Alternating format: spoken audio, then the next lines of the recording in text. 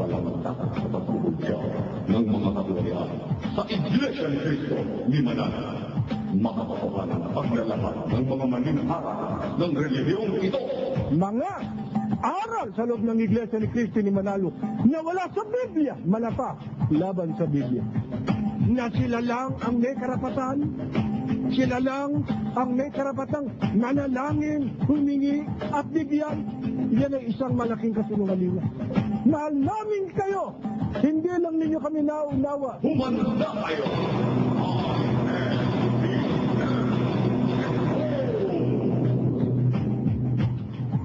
Muli po mga kababayan ay bumabati po kami ng isang magandang gabi sa lahat. Lalo na sa mga dati kong kasamahan sa Iglesia ni Cristo ni Manalo. Sana po mga dati kong kasama ay maunawa ninyo ito pong aming ginagawang pagbubunyag sa mga aral ng Iglesia ni Cristo ni Manalo. Wala po kaming layuning manira, manakit ng damdamin. Malapay ang layunin po namin ay imulat po namin kayo. At palagay ko po ay panahon ng sama-sama po tayo magsigising para tayo magsama-sama sa isang tunay na samahan sa Diyos. Alalahanin sana ninyo, mga dati kong kasamahan, na ang puhunan po namin sa ginagawa po naming pagbubunyag na ito ay ang aming sariling buhay. Hindi po namin ito isasakripisyo kung wala kaming layunin na kayo iatid sa tamang paraan ng paglilingkod sa Diyos. Kaya sana po ipangunawa lamang. Wala po sanang personalan at kami po ay naglilingkod lamang sa inyo. Ngayon, gaya po ng ipinahayag po namin kanina, ay amin pong ilalantad sa inyo ang isa na namang kabaliwang aral. Forgive the term, pero yun po ang totoo eh. Amin pong ilalantad ang isa na namang kabaliwang aral na itinuturo po ng mga Iglesia ni Cristo ni Manalo.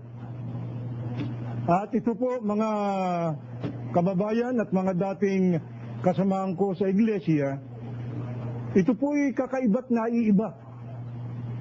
Sapagat ito pong tinutukoy ko na isa na namang kakaibang aral o kabaliwang aral ng Iglesia ni Cristo ni Manalo ay idinamay na po nila.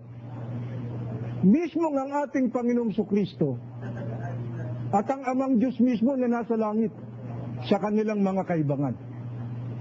Inuulit ko, forgive the term. Alam po ninyo mga kababayan,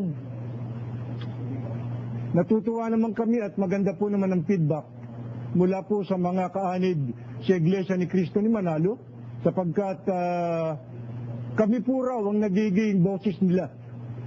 Yung po bang mga bagay na hindi nila magawang itanong sa kanilang mga ministro sa pamamagitan daw po ng programang ito ay nagiging daan po tayo. Ang programang ito para ma-voice out nila ang mga bagay na gusto nilang maliwanagan sapagkat sila man ay merong mga pagdududa.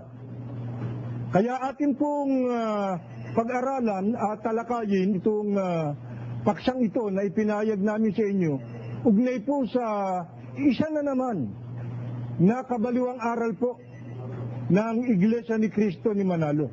Nung nagdaan, kung inyo pang natatandaan ay binigyan daan po natin yung may kinalaman sa isa sa kabaliwang aral ng Iglesia ni Cristo ni Manalo na kung alin to. Yung po bang itinuturo nila na sila lamang daw ang maliligtas. Itinatangi po nila ang kanilang samahan o reliyon na siyang tanging ililigtas ng Panginoon Diyos.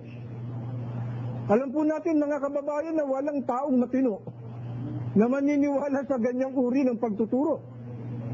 At katunayan po niyan mga kababayan ay gusto po muna naming basahin itong isang tala sa Biblia para patunayan po namin sa inyo na isang kabaliwang turo yung ituro mong ang Iglesia ni Cristo lamang ang maliligtas.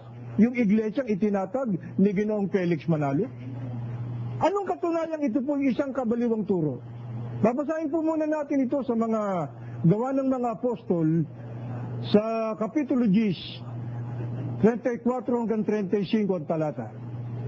At binukan ni Pedro ang kanyang bibig at sinabi, tunay ngang natatalastas ko na hindi nagtatangi ang Diyos ng mga tao, kundi sa bawat bansa, siya na may takot sa Kanya at gumagawa ng katwiran ay kalugod-lugod sa Kanya.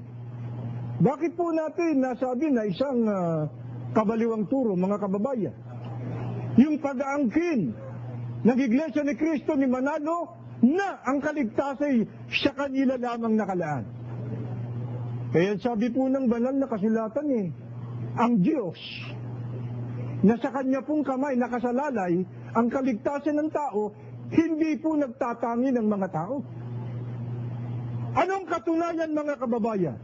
Sa bawat bansaan niya, kailanman ang tao may banal na takot sa Kanya at gumagawa ng katwiran, ang mga taong yan magiging kalugod-lugod sa Diyos o sa ibang kapahayagan yan ang mga taong Kanyang ililigtas. Kaya isang malaking kabaliwan na ituro ng mga tagapagturo ng Iglesia ni Cristo ni Manalo na sila lamang daw ang maliligtas.